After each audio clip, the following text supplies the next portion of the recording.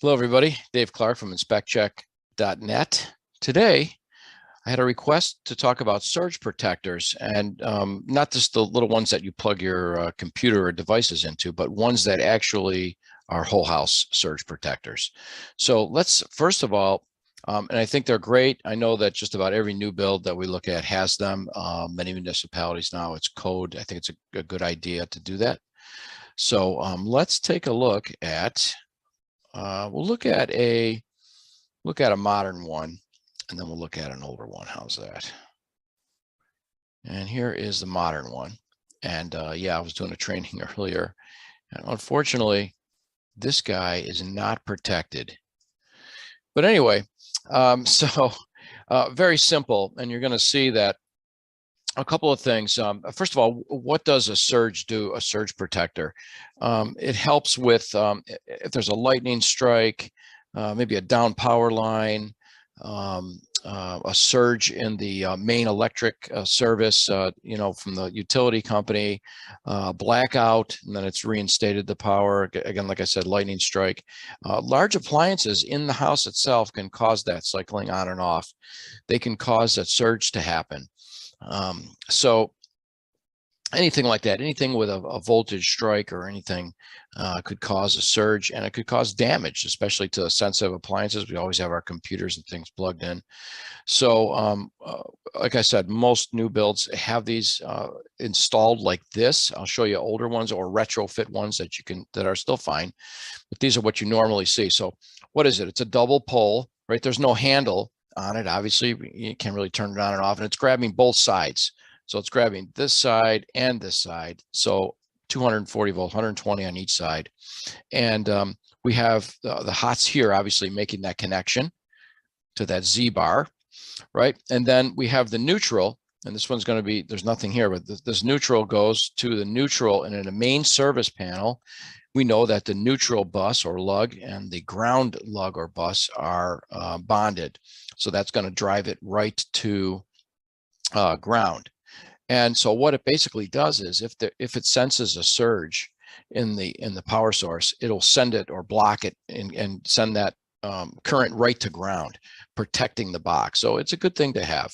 We recommend that it's that everybody has that. If it doesn't have it, I don't go out of my way to say you should put it in, but I think it's a good idea anyway.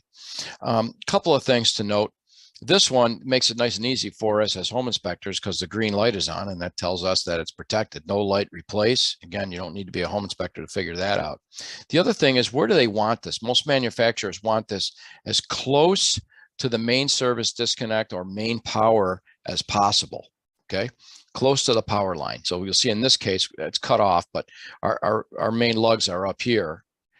And that's where we want it, as close as possible. We really don't want it all the way down. Will it still work? Yes, but this is where the manufacturer recommends that it is as close to the main power source as possible. So I'm going to show you another one. This is a newer, or I'm sorry, that's a newer one. This is an older one. And let me grab that here. So I'll make it a little bit bigger so you can see it without leaving the screen. Okay, here it is. And it's externally located here, and just put a knockout. They just knocked the knockout out and ran it in. If you look, you're going to see 3 lines coming in, and the white or the neutral, here it is, and that's going to go right to, I don't have it in this picture, but that goes right to the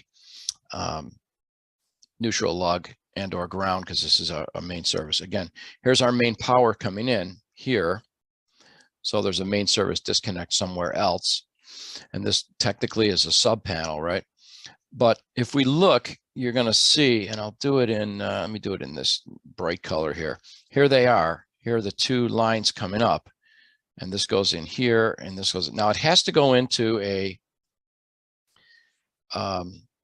double pole breaker, right? So the retrofit ones, you'll just use a regular breaker, a 15 or 20th. And I don't think it really matters what size. Take a look at what the manufacturer recommends. I think that's the way to look. I've seen them in all different size breakers. So it would be just a regular double pole breaker.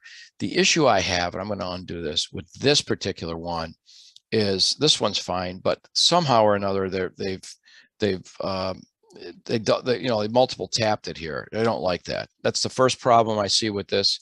The second problem is, again, we want the surge protection to be as close to the main line. So it really should be here. Okay. And there's another video here on quad breakers, and that might be something that they could do. Put a quad breaker in here, which would take up the spot, give them their two 240 volt circuits, and then put the surge right here. This is where the surge protector should be. I don't like to see anything multiple tapped like that. I don't think that's an approved multiple tap or multiple lug, whatever you want to call it. I don't like that. So in this case, I would call that out as an issue. The first one's fine. And you could make a note that there's a surge protector there. A lot of people have no idea what that is anyway.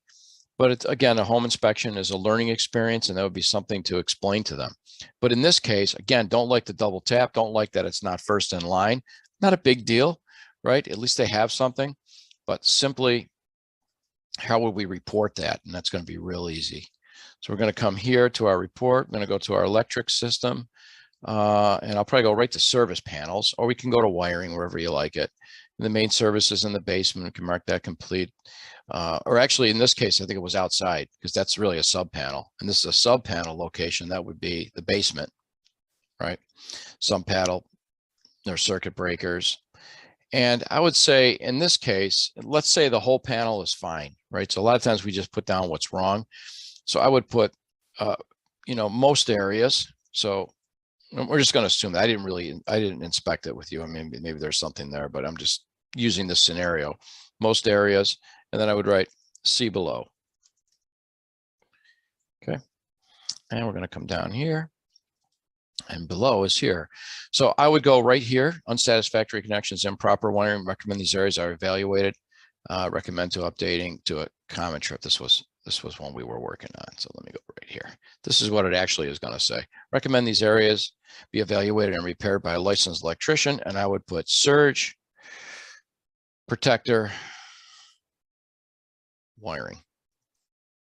Done. That's all you need, because we don't want the homeowner to do this anyway, right? So we want the electrician to take care of that. So all we're saying is the surge protector should be wired properly. And if you wanted to continue on and put move to first position, again, we really don't want to do that. Slash double tapped or lugged. I usually use lugged, but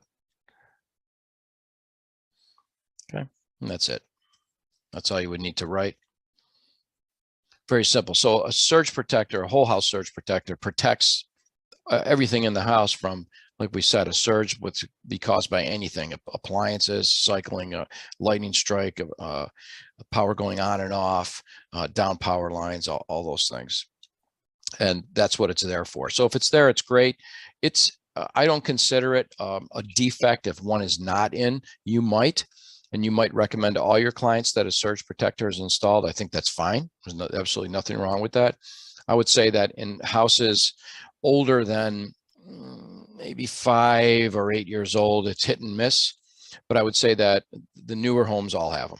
At least the ones that we see, probably in the last 4 or 5 years at least, they all have surge protectors. I think it's a good idea to have it. And so so that's how it's wired. We have, make sure we have, let me just go back to that. Make sure we have both. I don't really need to go back, but make sure we have 2 hots, 1 on each leg, connected either through a double pole breaker or through the surge protector itself, if it comes that way. And then the neutral goes to the neutral lug and or ground lug, which are going to be bonded or joined in a main service panel, which will bring any surge, anything like that right to ground.